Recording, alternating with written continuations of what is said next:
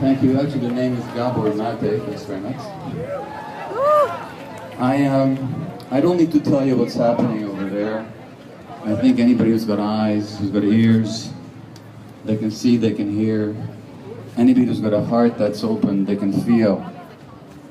I'd like to say a few words about the utter and almost fathomless hypocrisy that surrounds the situation.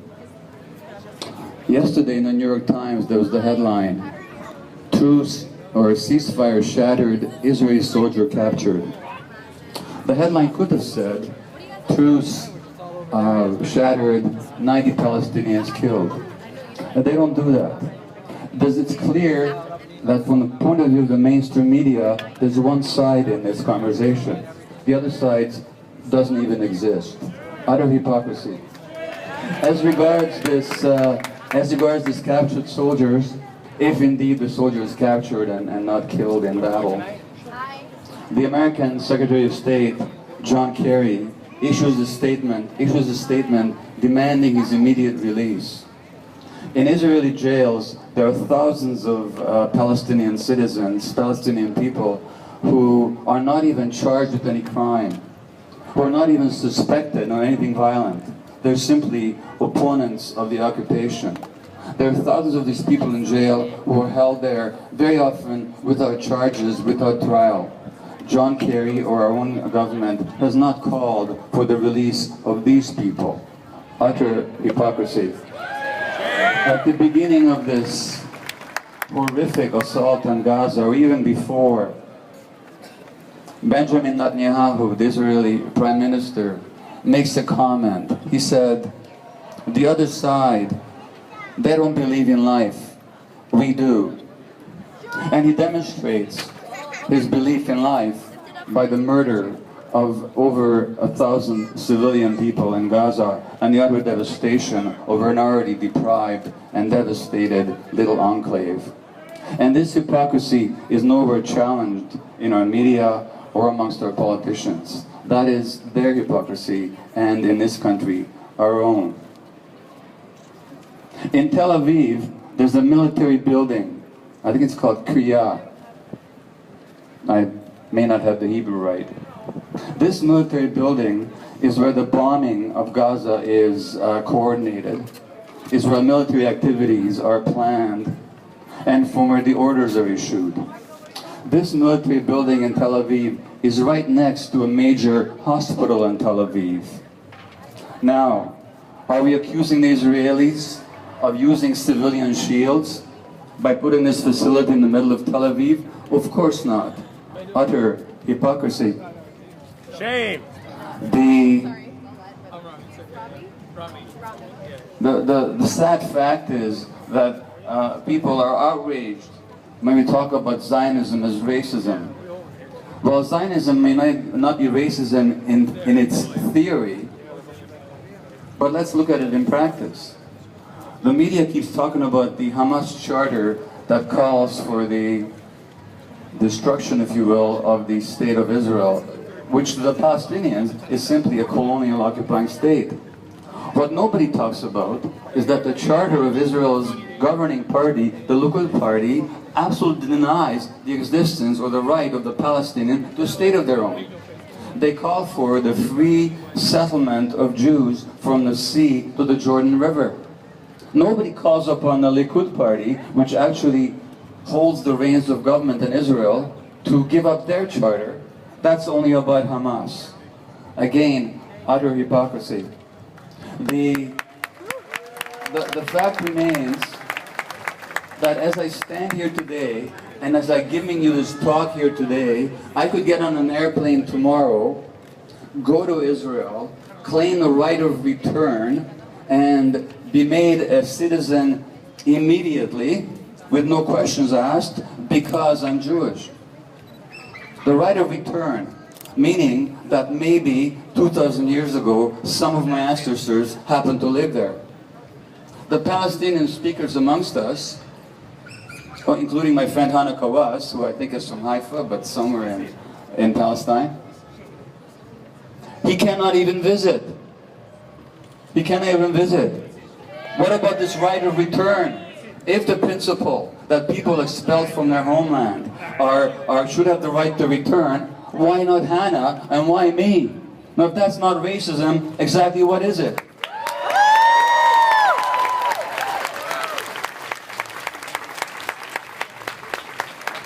Benjamin Netanyahu, in his speech announcing the onslaught to Gaza, or no, at the possibly at the funeral of the 3 settler youth that were killed, which incidentally they blamed on Hamas, knowing full well that Hamas had nothing to do with it, as has since transpired. But Benjamin Netanyahu made this speech and he said that they glorified terrorists. They named streets and squares after them. We don't do that.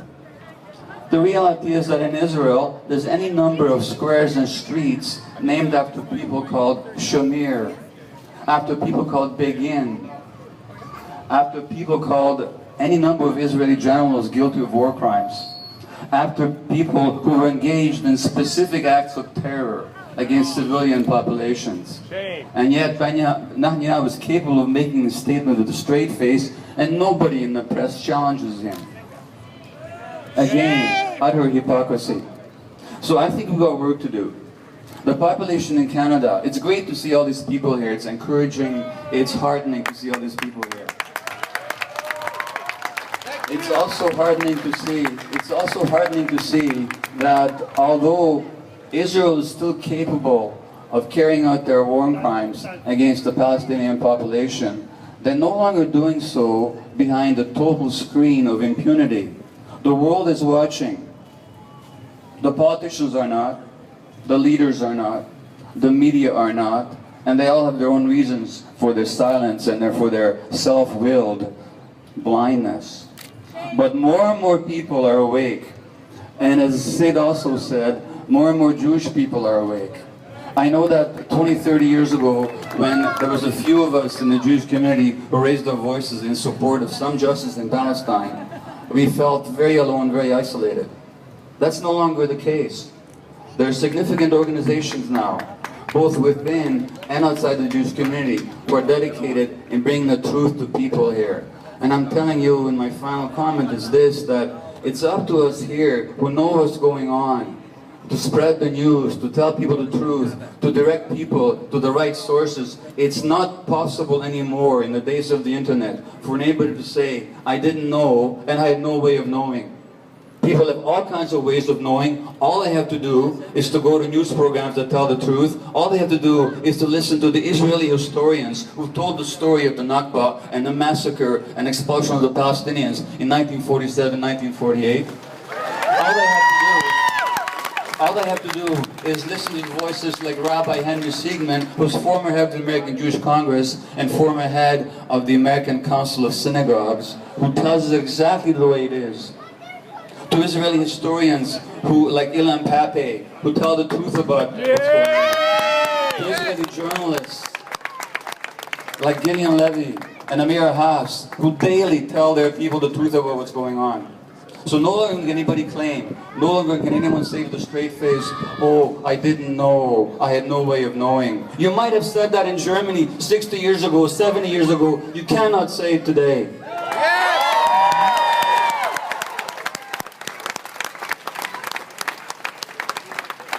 But there's a lot of confusion out there. People are genuinely confused. The media does not tell the truth. People are busy. It's up to all of us as individuals to speak to as many people as we can and to make our voices heard in as many forms as possible to bring people the truth. Because I'm telling you, anything that's based on such a lie, anything that's based on such hypocrisy, anything that's based on such oppression, and the Bible tells us this as well, simply cannot endure. But it's up to us to keep the light of truth flickering and burning ever more brightly. Thank you.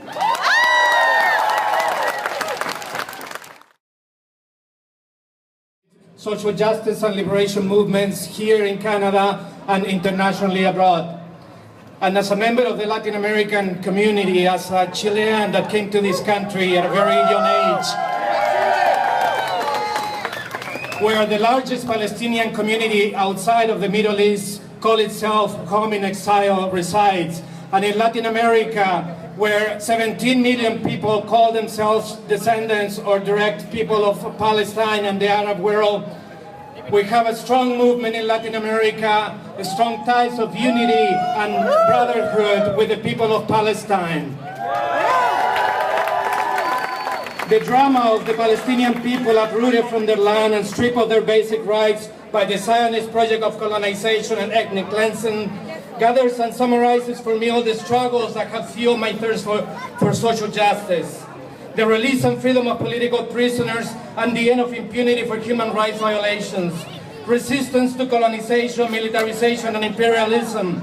Supporting indigenous people, natives and peasants in the defense of Mother Earth, the land, water and natural resources against the capitalist and neo-colonial predatory model. Of women as protectors and healers of life and the social fabric against all forms of patriarchal, economic and military violence.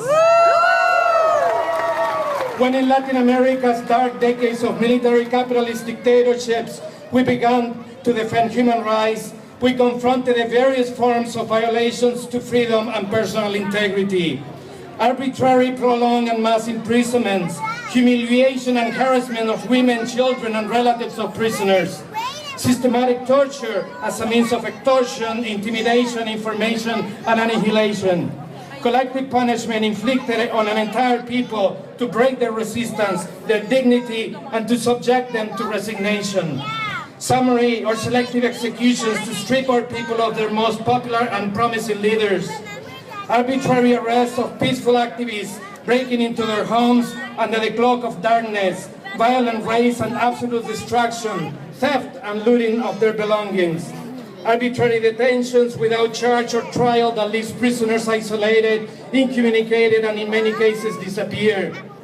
Military courts sentencing adults and children for the simple crime of opposing oppression without any of the guarantees of due process. The militarization of everyday life, abuse and personal impunity that encourages the addictive cycle of never-ending crimes against humanity. I am referring to the dark decades of the 70s and 80s in Latin America, when most of the major international human rights treaties were not yet in place, nor the moral conscience of humanity on their importance, let alone the communications technology that today allows for broader access to information and timely knowledge of these atrocities. This is why it is so intolerable that today those same crimes are committed in plain sight and knowledge of the international community by the Zionist state of Israel, with the support of the United States and its vassal Western governments, systematically ignoring for 66 years all United Nations resolutions and all international human rights law and human rights treaties, resulting in thousands of Palestinians assassinated, injured, incarcerated and tortured, including children and women, and the displacements of millions from their ancestral lands, added to the cruel siege of Gaza, and today the scorched earth's inhumane assault on the courageous people of Palestine. As a Latin American, I find another similarity within the Palestinian tragedy and what we experienced in those dark decades, that these mass crimes committed by the repressive forces were not the result of war, where two armed sides confront each other, but a system of annihilation planned and executed from the institutions of the state's apparatus, which we call state terrorism.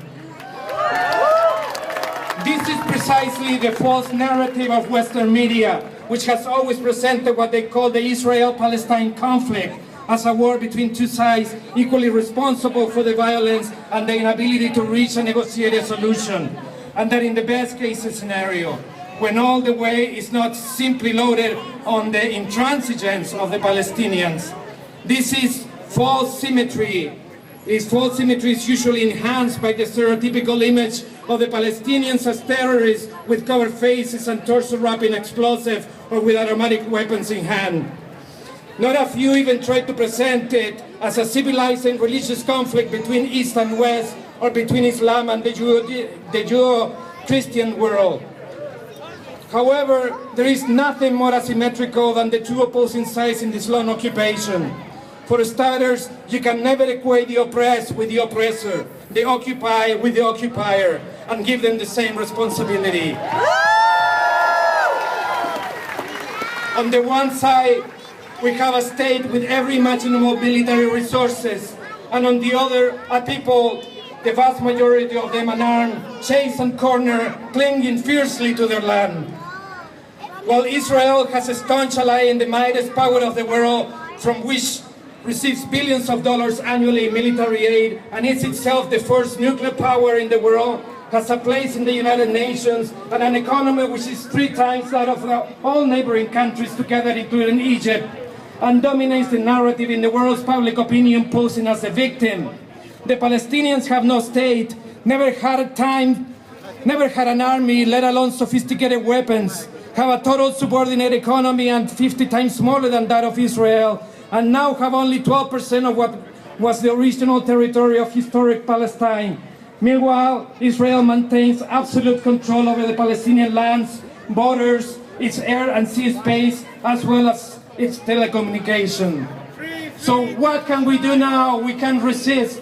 And as our brother Sid said, since 2005, social activists in Palestine have promoted the BDS movement, boycott, divestment, and sanctions as the most effective international strategy to force Israel and to end the system of occupation, colonization, and apartheid, and to respect the decisions of the United Nations.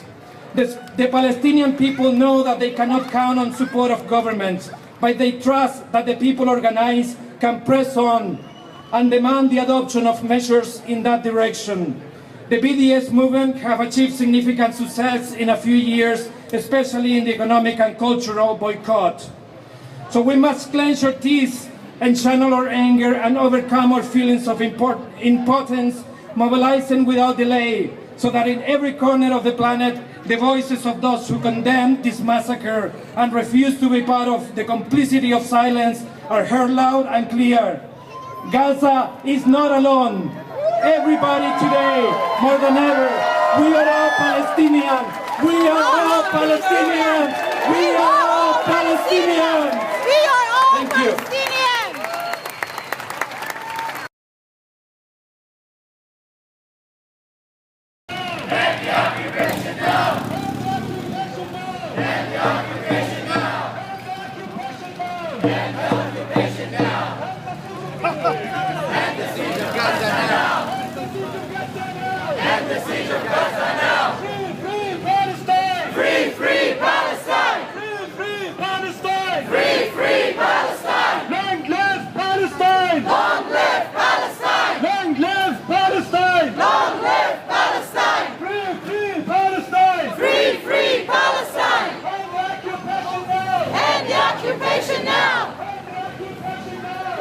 Occupation now!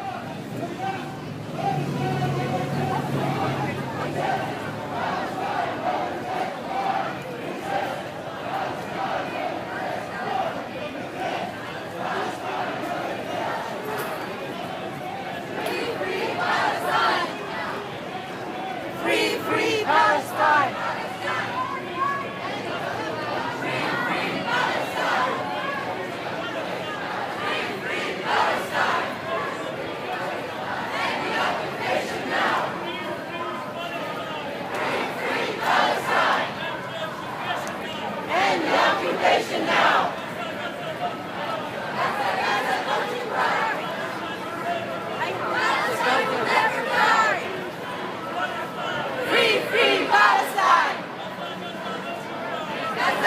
Don't you cry! Palestine will never die! Free Palestine! Free Palestine! End the occupation now! End the occupation now!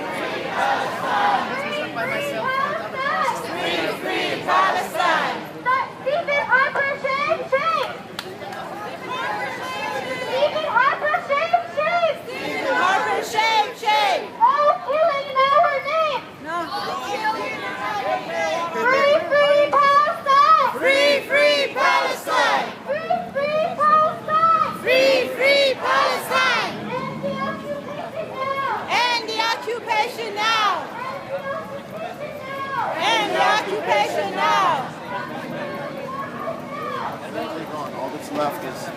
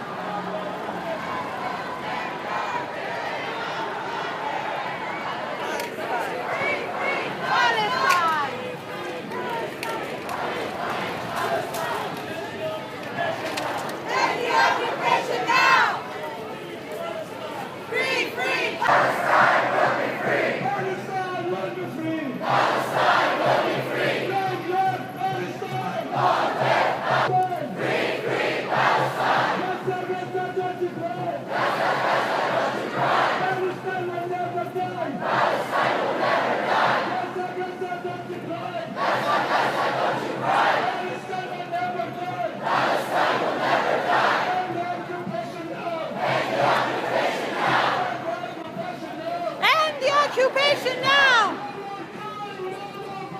No more killing, no more bombs! Save the children of Palestine! Save the children of Palestine!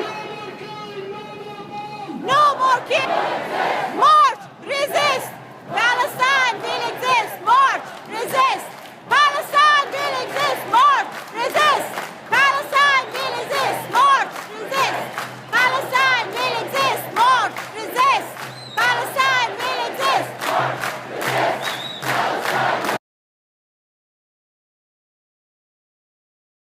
Thank you all for coming. We are here to hand CBC a letter. I'm going to read it for you.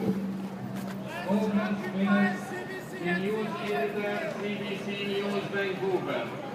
We believe that your coverage of local events regarding the Israeli aggression on Gaza has been biased as well as unbalanced.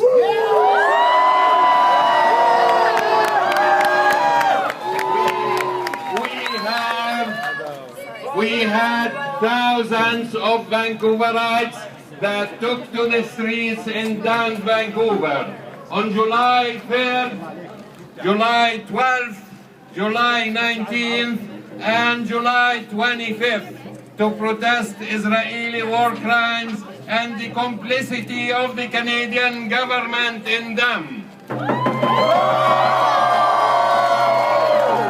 The July 12th rally was held in front of your headquarters in Vancouver, and the July 19th protest also marched and protested in front of your headquarters for around 5 minutes.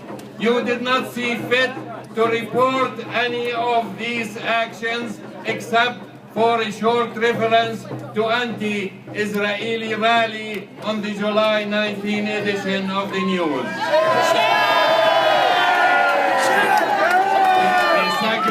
The segment was 25 seconds. In contrast, on July 27, a much smaller group of pro-Israeli demonstrators get extensive coverage with personal interview about their feelings and opinions regarding what is happening.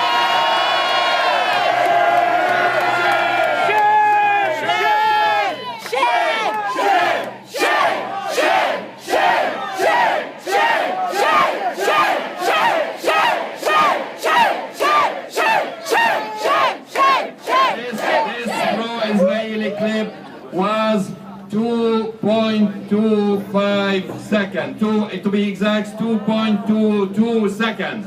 That's 6 times what they reported about the 4 demonstrations that we had in Vancouver.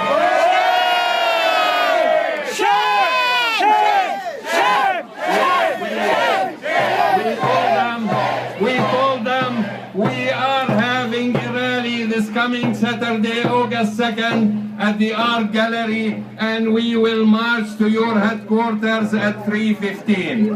We are hoping to hand you this letter and have a delegation meet with you or a CBC representative to deal with this one-sided coverage that smacks of racism against the Palestinian people. This coverage smacks of racism against the Palestinian people. We told them we hope to hear from you, and we CC'd the CBC Ombudsman and the CRTC. They responded to us last night and they said the news editor is out of town, but they're gonna send someone to receive this letter. We didn't see anyone yet here to receive this letter. If not, we're gonna put it at the door and let it be on record that this is not the way to treat Canadians. This is not the way to use our taxpayers' money to support war crimes, aggression, ethnic cleansing, and apartheid. Thank you.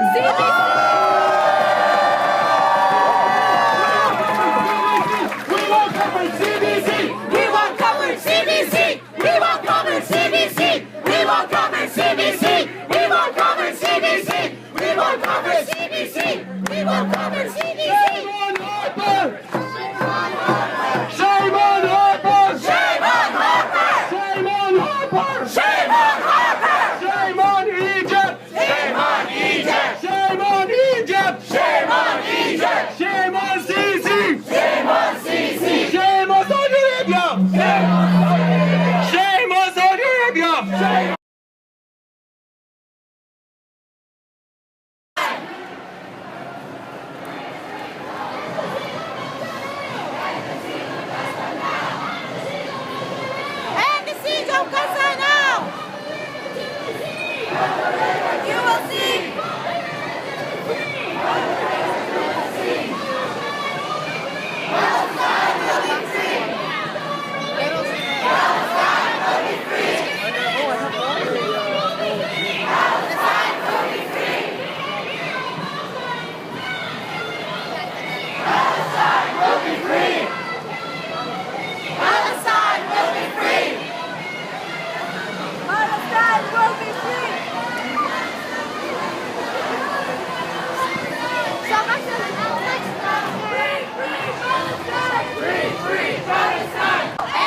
Occupation now!